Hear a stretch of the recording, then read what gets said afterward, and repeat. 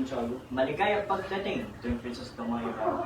Balik ko na sasabihin ka na matikman ang patahe ng ating bayan. Nais ko lamang ipagkalala sa iyo ang aking mga bisita. Ang nag-isa kong kapatid na si Doña Isabel, General ng mga Guardia Civil na si Teniente Guevara, at Coro Paroko ng San Diego na si Padre Tans.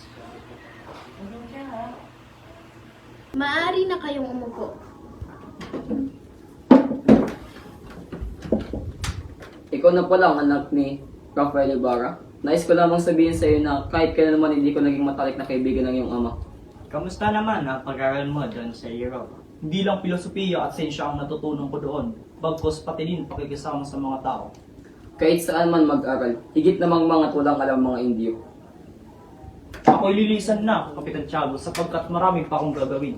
Teka lang, paparating pa lang si Maria Clara. Sa susunod na lang. Senyor Ibarra, mag-iingat ka baka matulad ka sa nangyari sa iyong ama. May nalalaman ka ba tungkol sa aking ama? Ang pagkakaalam ko, namatay si Senyor Rafael sa bilangguan dahil sa pagbibintang na erehe ni Padre Damaso.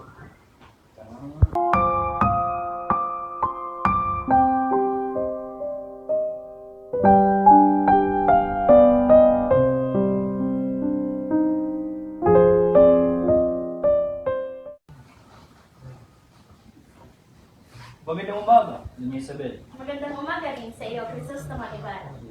Ano ang iyong sadya at naparito ka sa aming tahanan? Nais ko lamang dalawin si Maria Clara. Andy? Nariyan ba si Maria Clara? Maaari mo ba siyang ipatawag at sabihin mo na nandito ang kanyang nobyo na si Crisostomo Ibarra? Susunod doon niya sa Ben. Maraming salamat. Ibarra?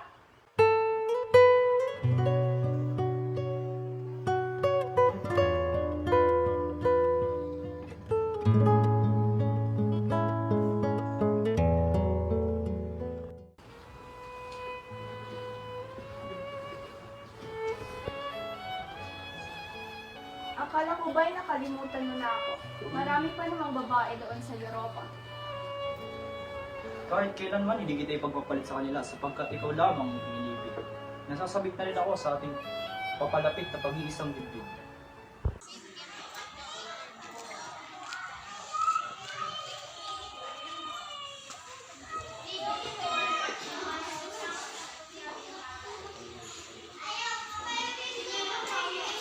Pag init-init naman dito, dapat hindi pinapapasok ang mga Indio.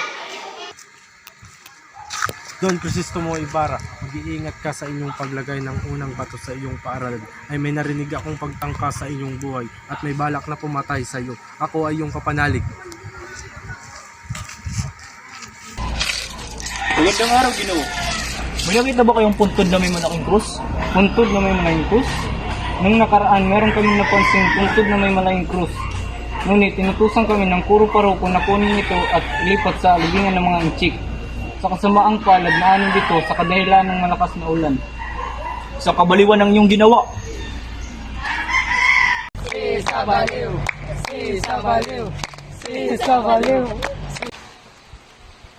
Magandang umaga, Don Crisostomo Ibarra. Ikaw ay aming inaanyayahan sa presinto dahil sa iyong pag-alsa sa aming mga Guardia Civil. Ngunit wala akong kasalanan.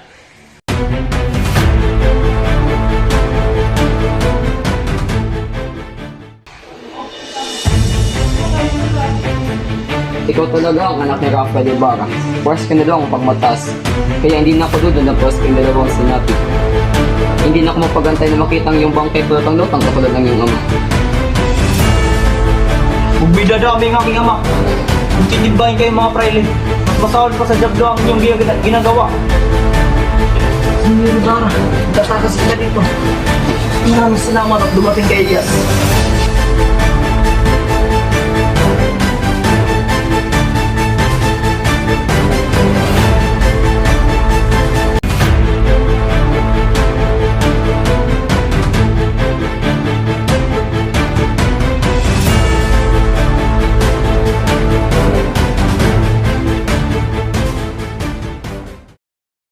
Umiyak binibini.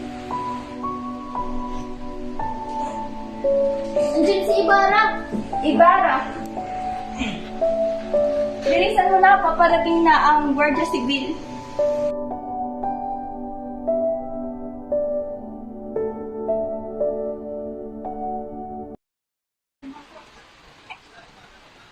Ikaw talaga. Isang araw, Ginoo, may nakita ba kayong puntod na may malaking krus? Puntod na may malaking krus? Balik ka na! 3, 2, 1. Don, Jesus, tumoy ba na?